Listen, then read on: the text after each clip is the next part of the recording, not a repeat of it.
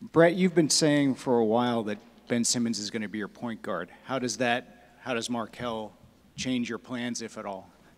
It really doesn't. You know, I think the thing you realize when you study Markelle's game is that he too has the ability to be a significant ball carrier.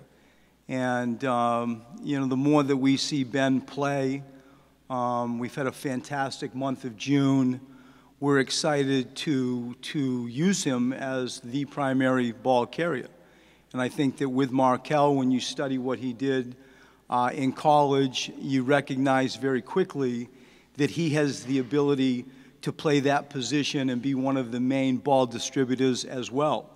And when I look at the combination of both Ben and Markelle, it's a real exciting challenge to have where you try to grow those two players and let them coexist and learn more about each other.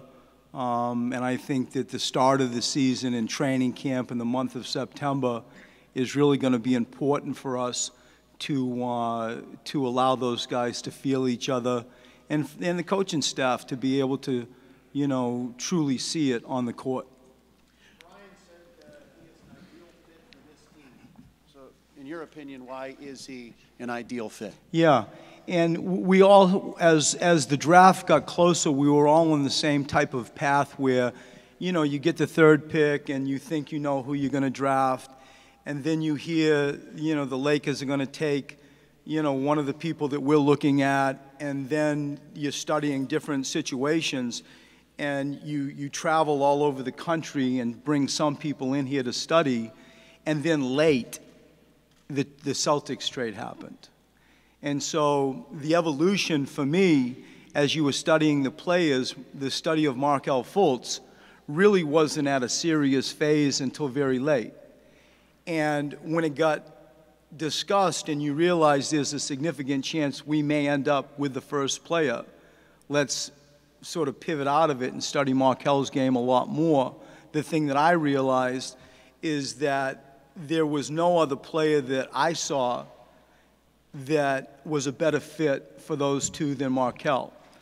I think for a variety of reasons, when you look at his ability to shoot, when you look at his ability to create on a catch-go or off a live ball, certainly in an early offense, that he can coexist with Ben and Joel the easiest out of all of the people. When you thought there was a chance we could get Lonzo Ball, you studied him, and you realized, wow, that is a point guard.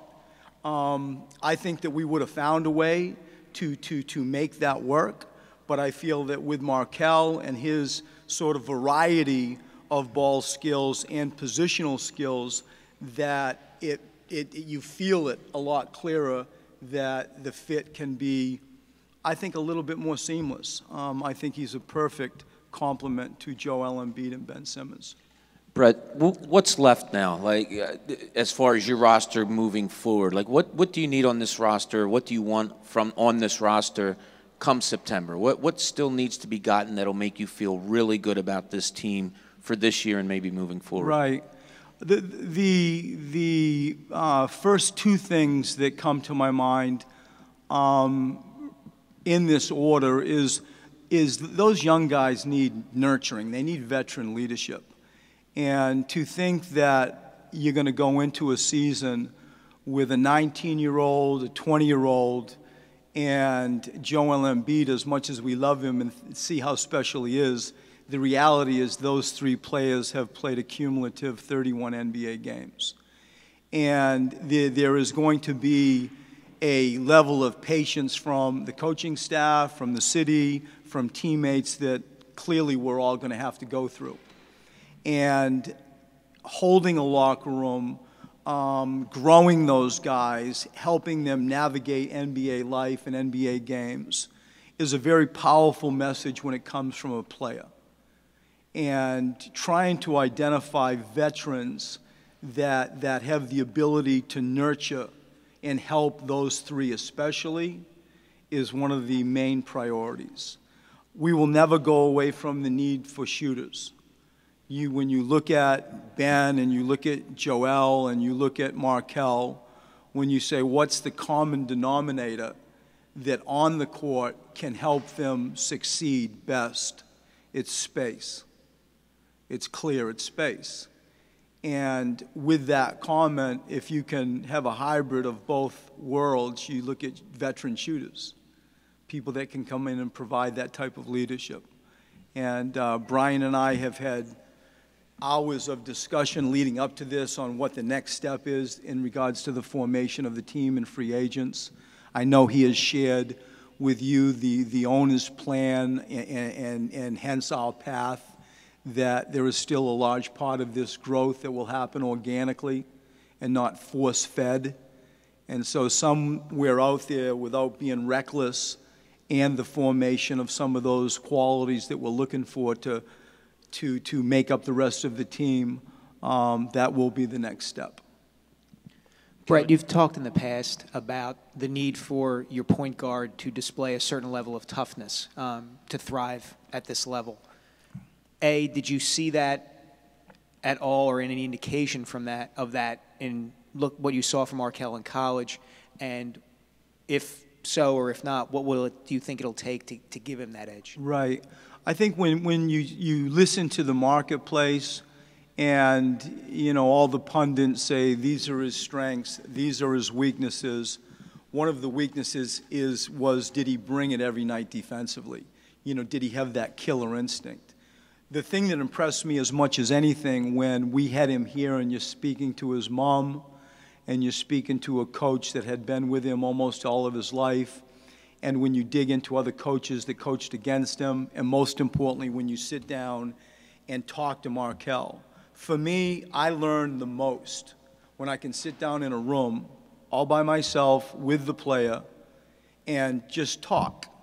And the conversation goes where the conversation goes. You take that experience, you weigh it up with all the intel that we now have available to us, and it points back to a high-character person. I think if you take a high-character person and you take an athlete, you have the foundation to coach him to be a elite defender. I think that down deep, he understands the knock against him. And I believe that when we get him with our program, he understands how we see the world here, that it's going to be an evolution, no doubt, but it's a willing defensive player, and it's a willing athlete, a gifted athlete, under a roof of a, I think, quality person. And I think those types of qualities let you have a far better chance to mold him into the type of defensive player we need here. What have you thought about the way that the current players have been welcoming Markelle for days before he was even drafted? I love it. And, you know, how many times would you sort of see in an NBA city, an NBA program where, you know, a draft pick comes in at 7 at night, he's a little bit late, and on the sideline, not only by their own choice, you look over, you see, you know, Robert Covington and Ben Simmons and Joel Embiid. If everybody here could have seen the month of June that we're at the end of it, seeing our players, some of when you came in and saw the workouts, this gym was alive. It's the first time we've been able to tap into this building over the summer. And I feel that when you look at our guys and you look at the response that they have given to Markelle, it's incredibly impressive and I think reflective of sort of some youthful enthusiasm and truly how excited they are to include him into our team. Over the years, you've said when you've envisioned this franchise, where it's going to be, when they get this facility built, when you get the players in place, when you have all these things in the fold, now you have one more piece to that puzzle. And I'm wondering now what's going through your mind about what's going to be with this franchise, what's going to be with this team, and how you're going to take it to the next level. I think you go back to when we all met in my first year and you look at where we were and where we are. If we all, you know, take a deep breath and look at how we got to 5 to 3 to 1, I mean, the story and the pieces behind that evolution tell a little bit of the story that from the question that you just asked me. And I think that we're now at a place where you can actually touch people and positionally feel that we're balanced in the people that we're touching and how we hope to build the program. I think it gives you far greater clarity of what those pieces need around them to let them sort of have a best chance of playing excellent basketball. When I sit in a room with Brian Colangelo and we look at a depth chart and you're looking at a board, and so much of our conversation goes around, as we build this team, who do we least want to affect? Because if you bring in the wrong position or the wrong type of player, you can affect people like Timi Luwawu, who is still a part of this growth mix. And so where we were and where we are and the pieces, the real people that you can actually touch, and especially the three people that we're talking mostly about now, in Embiid and Ben Simmons and Markelle Fultz, the city has to feel fantastic. I know the organization does. Did you have any sense that this trade with Boston was coming? If you did, when did it start to get on your radar, and what was your initial reaction to it? I mean, there is so much surface talk that has been had always. This is my 17th NBA draft. And you learn through all of those things that you have to sort of determine what's noise, what's calculated messaging trying to disrupt the marketplace, and what's real. And because this, in my mind, and I suppose most people's mind, was what we would maybe put into like blockbuster verbiage, that you were cautious. You really weren't sure what bucket that could have fallen into, reality or just verbiage or noise. As it started to play out, you realized it did have some legs. And so always, you know, you're playing the game of why would the Celtics do this? What would be in it for us? You know, you start dreaming a little bit about where people would fit in. And I think really only in the last, probably 48 hours, I mean, we were on a plane working out Josh Jackson. We learned at the last moment that he would see us. And so 5 or 6 of us got on a plane and, flew to Sacramento to study him more. We were very interested in him. And that was late. And so this news with the Celtics did come late. There were conversations that led up to it. And when it finally became a reality, I applaud Brian in the execution of it to get it over the line. Brett, I know after the draft lottery, Josh was talking and he thanked Sam Hinkie publicly. Just what has your conversation been like since the draft lottery? Have you had any conversations with Sam? Just a random text, basically saying thank you. And, I think organizationally, we really haven't missed a beat. The volume of phone calls that I have been on in my 4 years, they're like every Monday almost, you're on a conference call with the owners and the people involved. And we've tried to be so meticulously responsible of growing this patiently. And Sam was excellent at what he did, and I think that Brian took that work and brought it forward. And, you can't help but go back and recognize how we arrived at the picks that we had this year. And then, like I say, I think that you have to step back and really acknowledge the great work that Brian did getting it over the line. I think the draft picks that Brian has made with Luwawu and Korkmaz, with Furkan Korkmaz, was in here for, 8 days. We're really excited about him. But, you can't dismiss the position that the club and Sam helped us put us in to get to this level. Brett, how close do you feel that you're getting, there? We're here now. You have a formidable team, and still have assets to play with. How close are you to being it's just basketball now, as opposed to years past where you were waiting for this and you were waiting for players?